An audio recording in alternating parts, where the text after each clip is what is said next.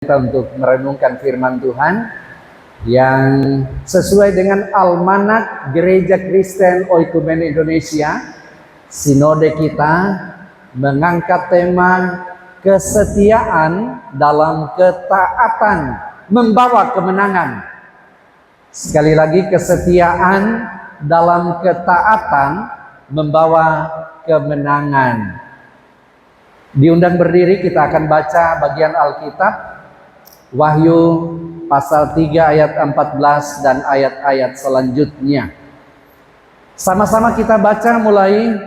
Dan tuliskanlah kepada malaikat jemaat di Laodikia, inilah firman dari Amin, saksi yang setia dan benar, permulaan dari ciptaan.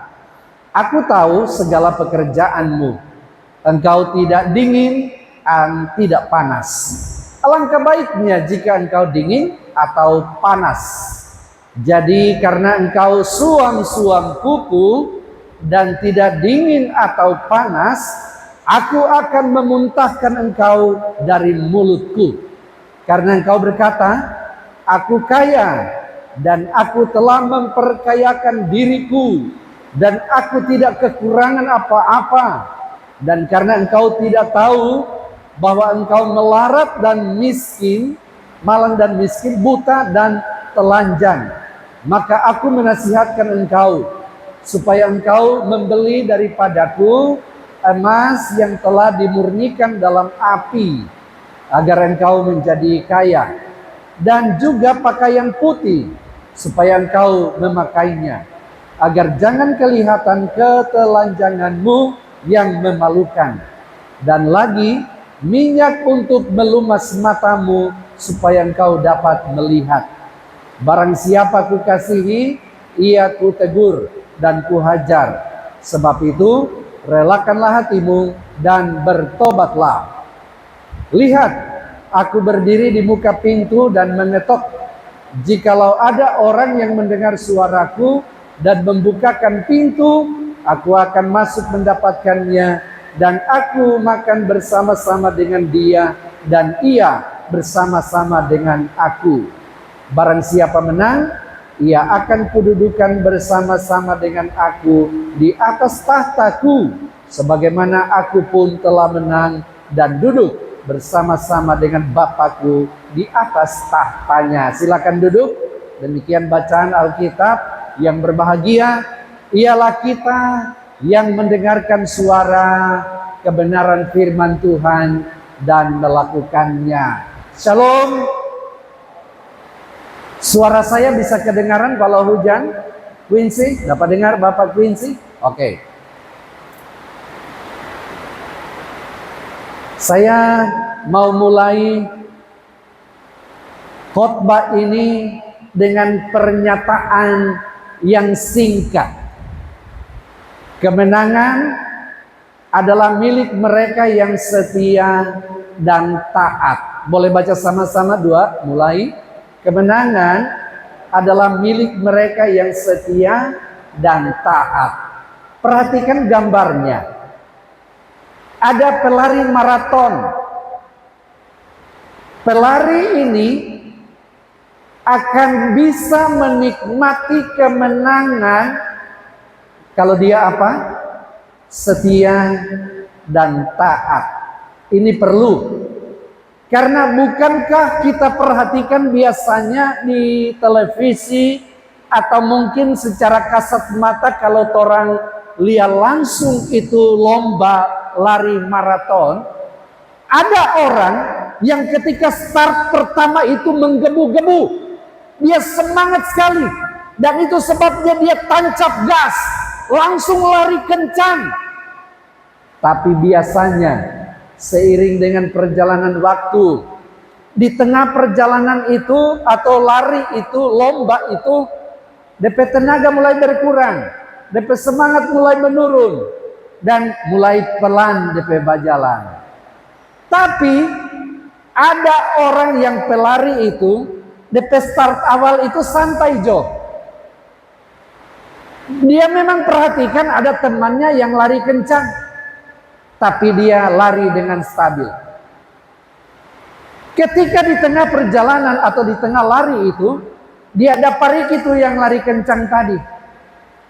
Dan kelihatannya yang lari kencang ini makin habis tenaga. Tapi yang stabil ini, dia lari terus. Dia setia terus, dia taat mengikuti rute lomba itu. Karena kalau dia tidak taat ikut rute, biar ada jalan potong.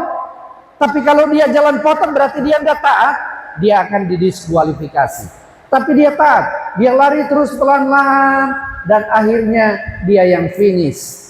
Bagaimana dengan yang lari kencang tadi? Biasanya justru mereka itu yang patah di tengah jalan. Karena apa? DP start awal tidak diperhatikan dengan baik. Dia langsung forsir tenaga, dia mengeluarkan terlalu banyak energi dan habis di tengah perjalanan. Itu sebabnya pernyataan ini saya kira benar ya. Kemenangan adalah milik mereka yang setia dan taat. Memang orang mesti jujur berkata, termasuk di perusahaan, dimanapun di keluarga kita, usaha apapun yang orang bikin, kadang-kadang memulai sesuatu itu gampang ya. Tapi mau menjalani apa yang kita lakukan itu susah-susah gampang. Dan biasanya ada banyak orang yang gagal karena apa? Dia tidak memperhitungkan banyak hal ketika menjalaninya. Terutama soal dua hal ini. Kesetiaan dan ketaatan. Coba lihat dulu Amsal pasal 20 ayat 6. Ada kalimat di situ yang sangat indah. Baca sama-sama dua mulai. Banyak orang menyebut diri baik hati, tetapi orang yang setia, siapakah menemukannya? Jangan anggap ini cuma kata-kata bijak ya. Tapi jauh hari yang tulis Amsal ini yaitu Salomo, dia sudah memikirkan dengan matang bahwa akan ada banyak orang yang gagal setia dalam melakukan tanggung jawabnya. Mungkin dia baik hati, dia suka tolong orang, tetapi di soal atau unsur kesetiaan ini dia lemah. Dan itu sebabnya jauh hari pengamsal ini sudah mengatakan bahwa yang namanya orang yang setia itu langka, jarang-jarang orang menemukannya. Dan itu sebabnya semua kita diminta untuk kembali ke statement awal tadi ya, bahwa kemenangan itu adalah milik dari orang yang setia, bukan dari orang yang memulai, tapi orang yang finish sampai pada akhirnya. Saudara, coba perhatikan bacaan kita tadi, Wahyu 3 ayat 14 sampai 22. Teguran ini saudara memang sangat keras, dialamatkan kepada jemaat di Laodikia. Jadi di kitab Wahyu itu di awal-awalnya itu ada 7 jemaat yang menjadi alamat surat atau penglihatan dari Yohanes yang waktu itu ada di Pulau Patmos. Salah satunya adalah Laodikia. Dalam penglihatan Yohanes, dia melihat ada sesuatu di jemaat Laodikia ini yang perlu untuk dikritisi, yang perlu untuk diberikan muatan rohani, supaya apa? Ada perubahan yang terjadi agar ketika mereka mengambil keputusan untuk tetap mengikut Kristus, yang mereka jalani itu bukan hal yang sia-sia, tetapi membawa dampak positif dari segi pertumbuhan iman mereka sebagai orang percaya. Dan saudara, coba lebih jauh kita perhatikan, rupanya kita ambil saja kesimpulan bahwa di jemaat Laodikia ini iman mereka sedang apa? Suang-suang kuku. Coba taruh kira kalau saya beri penjelasan supaya nanti pada akhirnya kita akan lihat apakah jemaat kita ini punya tipikal atau punya kesamaan dengan jemaat di Laodikia. Suang-suang kuku. Ayat 16 berkata begini, Jadi karena engkau suam-suam kuku dan tidak dingin atau panas, aku akan memuntahkan engkau dari mulutku. Coba garis bawahi kalimat terakhir. Akan memuntahkan engkau dari mulutku. Mendengar kata muntah, apakah Anda membayangkan sesuatu yang baik? Misalnya, kalau teman Anda muntah, Anda bilang begini, puji Tuhan, kita senang sekali lihat orang muntah. Begitu? Tapi yang namanya muntah itu menjijikkan. Menjijikkan. Betul ya? Sekalipun kadang-kadang kalau orang pasangan suami atau istri atau anak-anak muntah dalam perjalanan, orang kata sebagai orang tua mesti bertanggung jawab. Sekalipun menjijikkan, tapi itu tanggung jawab kita. Tapi coba perhatikan saudara, kenapa sampai Tuhan tiba pada kesimpulan untuk berkata kepada jemaat di Laodikia, karena engkau tidak panas dan tidak dingin, tetapi suam-suam kuku. Mari semua kita mau muntahkan. Menurut saya ini bahaya sekali. Sangat berbahaya kalau iman kita suam-suam kuku. Apa kote bahasa Manadonya itu suam-suam kuku? Lau-lau. Bukan kebetulan ya. Laodikia. Lau-lau. Jadi ingat Jo, kalau kita mendapati iman kita atau jemaat kita atau orang lain DP iman suam-suam kuku, kasih ingat, jangan rupa jemaat di Laodikia. Lau-lau. Nanti saya akan jelaskan kepada saudara untuk membuka wawasan berpikir kita, bagaimana itu ciri-ciri orang yang lau-lau. Ini statusnya Pendeta Justus.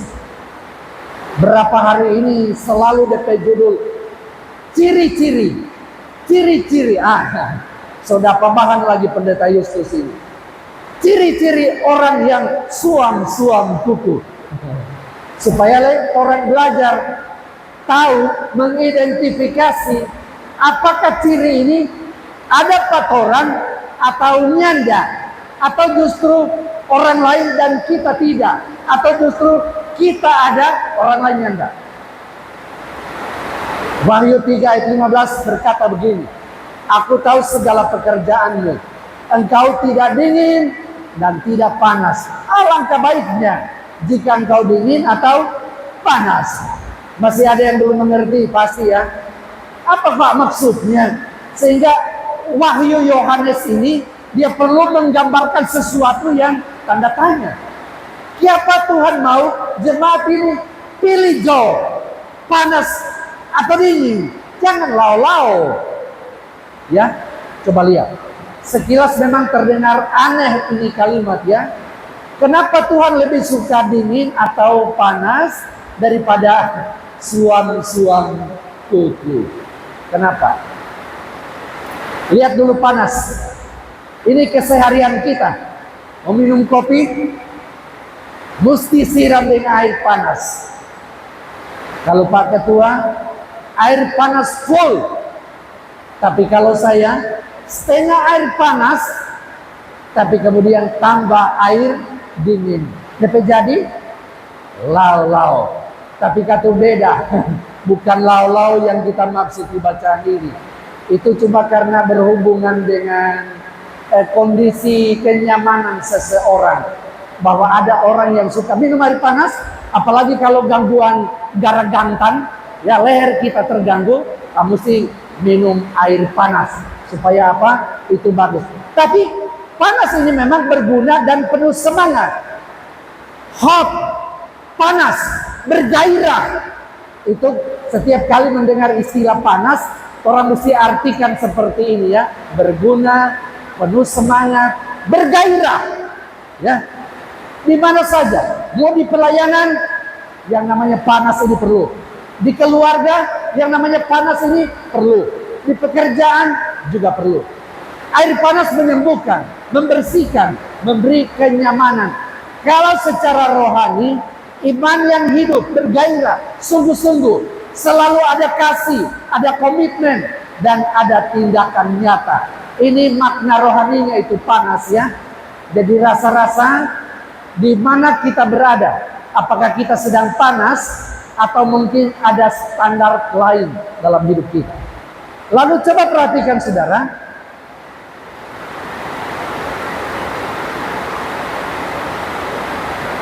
boleh bantu next.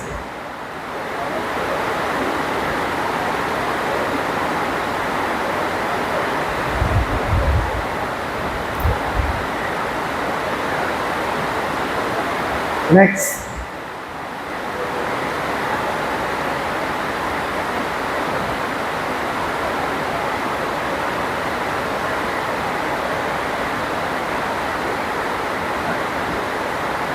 Oke. Sekarang dingin. Kalau tadi panas, tidak ada masalah kita ya. Clear dengan panas ya, tidak ada masalah ya. Oke ya, panas ya. Itu yang orang suka ya. Tapi yang kedua, dingin. Air dingin artinya ini masih juga berguna. Dan ada banyak orang yang cari ya. Angkat tangan yang kalau makan selalu minum air es. Nyanda ada. Anda mungkin. Tidak mungkin. Ya. Air. Ibu Banda. Kosunja so. Kemarin ada angkat tangan. Tapi coba perhatikan. Ini bukan secara jasmani. Air dingin tetap masih berguna, menyegarkan, memberi kehidupan. Tapi makna rohani di pembacaan ini adalah, ini sering dipahami sebagai orang yang jujur dengan keadaannya. Misalnya belum percaya sepenuhnya, dia tidak munafik, tidak pura-pura rohani. Orang dingin masih bisa menyadari kebutuhannya akan Tuhan, lebih mudah bertobat karena sadar dirinya jauh dari Tuhan. Makanya Tuhan bilang lebih baik panas atau dingin sekalian. Itu masih ada artinya. Kalau dingin itu berarti tetap ada kesadaran, dia jujur ada kekurangannya. Tapi justru karena dia dingin, dia akan jadi panas karena dia cari Tuhan. Ada amin saudara? Boleh beri kemuliaan dulu untuk Tuhan. Oke. Panas, dingin, itu Tuhan mau. Lebih baik tentukan Jo. Pasti Jo. Mau panas atau dingin. Yang penting jangan Laodikia. Selanjutnya saudara, yang ketiga, apa itu suam-suam kuku? Artinya, apa artinya? Tidak berguna kalau kita lihat secara rohani. Ini kunci utamanya. Di Laodikia, air yang sampai ke kota itu terkenal tidak panas, tidak dingin. Jadi begini, saya sudah teliti. Rupanya di Laodikia itu sekarang di daerah Turki, ada satu sumber air yang panas, entah karena belerang atau apa, panas sekali. Tetapi waktu dia dialirkan dan sampai di kota, soalnya tidak panas, tapi juga tidak dingin. Tapi dia apa? Suam-suam kuku. Waktu orang rasa, tidak enak itu air itu, tapi tetap dibutuhkan. Jadi kalau ada gambaran tentang suam-suam kuku, itu karena ada terjadi di Laodikia itu. Bukan sekedar suka-sukanya Yohanes yang melihat penglihatan itu. Tapi dia mau visual. Woi, Laodikia, ngoni so tahu toh, tuh air yang mengalir, yang sampai ke kota. Dari sumbernya dia panas, dia start awal menggebu-gebu, dia start awal semangat sekali. Mar sampai di tengah kota, dia suam-suam kuku. Suam dan tidak enak, bahkan bisa bikin mual. Jadi secara rohani terlihat percaya, tapi tidak sungguh-sungguh merasa cukup. Padahal sebenarnya kosong dan tidak memberi dampak apa-apa. Ini yang harus orang taruh kira, saudara. Makna rohani utamanya adalah Tuhan berkata, lebih baik dingin atau panas. Kenapa begitu? Karena panas jelas hidup dalam Tuhan. Panas dekat dengan Tuhan. Dingin jelas butuh Tuhan. Ya, butuh Tuhan. Suam-suam kuku merasa tidak butuh Tuhan, padahal sebenarnya butuh. Ini paling berbahaya. Makanya Yohanes yang adalah perpanjangan suara Tuhan, dia bilang dengan terus terang kepada jemaat Laodikia, jangan suam-suam kuku. Sebab kalau itu terus terpelihara, aku akan memuntahkan engkau. Dan menurut saya, saudara, ini tragis kalau sampai terjadi dalam kehidupan jemaat kita. Bahkan izinkan saya untuk berkata, ternyata apa yang terjadi di Laodikia, jemaat kita ini, mau saya katakan, Laodikia banget. Sebagai hamba Tuhan, gembala sidang, saya mau mengatakan jemaat kita ini dalam tanda kutip, Laodikia banget. Mari orang masing-masing untuk berintrospeksi. Mungkin khotbah ini agak keras, tapi tidak ada cerita lain selain saya sebagai hamba Tuhan harus mengatakannya itu kepada kita, supaya ada sesuatu yang berubah. Karena waktu Tuhan tegur jemaat Laodikia, itu bukan akhir, tetapi ada kabar baiknya. Dan kabar baiknya nanti kita akan temukan apa maksud Tuhan di balik teguran itu. Suam-suam kuku itu bukan soal tidak tahu Tuhan. Justru sering terjadi pada orang yang sudah merasa dekat dengan Tuhan. Jemaat Laodikia itu tetap ada, tetap.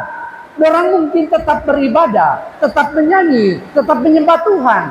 Tetapi yang masalah adalah relasi mereka dengan Tuhan yang dipertanyakan. Ini ciri-cirinya yang bisa kita identifikasi bagi jemaat kita zaman sekarang.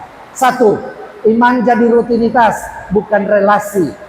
Mungkin doa ada, ibadah, baca Alkitab ada, tapi kadang-kadang orang lihat itu cuma karena kebiasaan, rutinitas. Atau bisa jadi itu cuma karena ya rasa bagaimana begitu kalau tidak baca Alkitab. Ya, tapi soal hubungan itu dipertanyakan. Seolah-olah jalan terus saja, tapi hati kita tidak terlibat. Saya selalu angkat jempol untuk orang Pak Ketua Jemaat dalam banyak kesaksian. Dan saya kira itu yang mesti orang ikuti. Salah satu tujuan kenapa saya selalu berkuar-kuar di FB setiap subuh, salah satunya itu. Kita mau pacu kita pe diri, kita mau pacu kita pe istri dengan anak-anak, kita mau pacu kita pe jemaat, supaya jangan memiliki iman yang apa? Suam kuku. Salah satu tujuan kenapa Pak Ketua selalu rutin beribadah setiap pagi, saya kira itu juga mau memberi contoh orang yang boleh memiliki iman yang suam kuku. Ciri kedua, masih bicara tentang Tuhan tapi hidup tidak berubah. Saya menyaksikan ada begitu banyak pejabat, hari-hari kalau dia kasih nasihat, ada ayat yang disebut, ayat firman Tuhan, ayat firman Tuhan. Mardepe kalakuan, rupa dia bersembunyi di balik ayat. Ada banyak sekali yang saya saksikan. Hari-hari bicara ayat, bicara firman Tuhan, kelakuannya jauh dari Tuhan. Ini bahaya yang kedua, ciri-ciri yang harus orang hindari, saudara ya. Ada penampilan rohani, tapi tidak ada pembaharuan, tidak ada transformasi hidupnya. Taruh kira, saya berharap itu nyanda ada patoran. Termasuk saya sebagai hamba Tuhan ini yang hari-hari memberitakan firman, saya selalu berusaha untuk memastikan bahwa orang pertama yang melakukan apa yang kita ada bilang adalah siapa? Diri saya sendiri, keluarga saya, dan berharap jemaat sekalian. Tujuannya adalah supaya tetap panas, jangan suam-suam kuku ya. Ciri ketiga, sudah cukup baik. Ini sangat khas Laodikia. Tidak merasa butuh pertobatan, tidak sadar kelemahan diri, Di Laodikia kan begitu. Orang itu karena makmur, sukses, banyak doi, banyak orang kaya di situ. Orang merasa biasa jo. Yang penting kan ibadah. Kalau so ibadah orang so lihat dan kemudian orang happy saja dengan itu. Padahal soal relasi saudara, orang selalu merasa ya cukuplah ya. Yang penting so ibadah.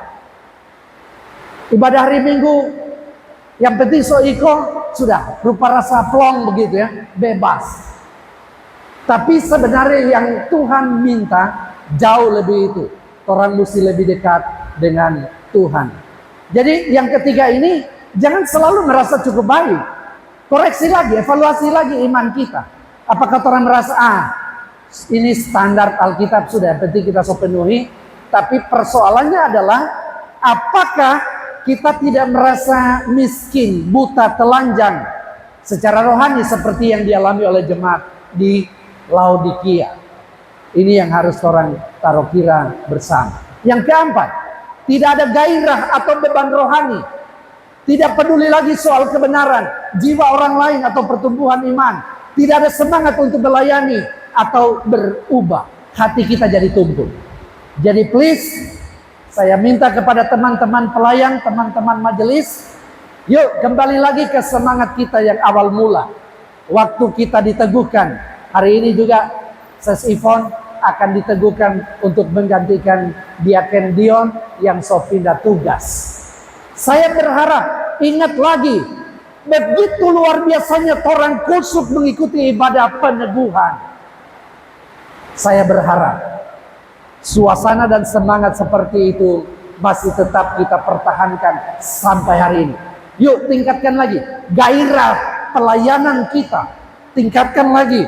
Supaya apa saudara? Supaya apa yang menjadi tanggung jawab pelayanan kita dapat kita maknai sebagai kesempatan untuk sungguh-sungguh selalu terlibat dalam pelayanan. Dan kita yakin itu akan menyenangkan hati Tuhan. Ya, tidak ada gairah. Saya berharap kita menjadi orang yang bergairah lagi dalam pelayanan. Yang kelima, kompromi dengan nilai dunia. Masih percaya Tuhan, tapi juga ikut pola hidup yang bertentangan. Menyesuaikan iman supaya nyaman. Tidak benar-benar memilih Tuhan. Semoga tidak ada itu ya. Jangan sambil percaya Tuhan, sambil orang percaya kepada dunia ini. Ini boleh begitu saudara. Keenam, cepat puas, lambat bertobat. Salah satu panggilan yang dinyatakan kepada jemaat di Laodikia adalah ini. Kan kata Tuhan tadi dalam ayat-ayat tertentu di bacaan kita tadi, orang yang kukasihi itu kutegur. Karena itu relakan hatimu dan bertobatlah. Itu yang diminta jemaat Laodikia, dan permintaan yang sama tertuju untuk jemaat anugerah orang semua. Mari jangan lambat bertobat. Sebab kalau ini kita nyatakan saudara, pasti kita tidak akan suam-suam kuku dalam pelayanan kita. Lalu apa yang harus kita lakukan? Ini dia. Ini kabar baik bahwa teguran Tuhan selalu disertai jalan keluar. Pertama, jujur melihat kondisi diri. Kalau orang rasa-rasa selama ini orang suam-suam kuku, lebih baik berdoa kepada Tuhan. Tuhan, aku mulai suam-suam kuku. Tolong aku. Boleh doa yang sama orang ucapkan? Dua, mulai. Ya Tuhan, aku mulai suam-suam kuku. Tolong aku. Saya berharap doa ini didengar Tuhan. Dan kita akan melihat berbagai segi kehidupan pelayanan kita diubahkan oleh Tuhan. Dua, minta hati yang baru. Bukan sekadar disiplin rohani, tapi minta ada rasa haus akan Tuhan, ada kepekaan kita untuk kembali.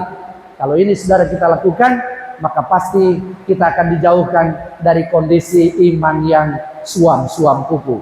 Ketiga, bertobat secara nyata. Keempat, bangun kembali relasi, bukan sekadar aktivitas, bukan. Kemudian saudara, intinya suam-suam kuku itu berbahaya karena terasa aman padahal sebenarnya kita jauh dari Tuhan.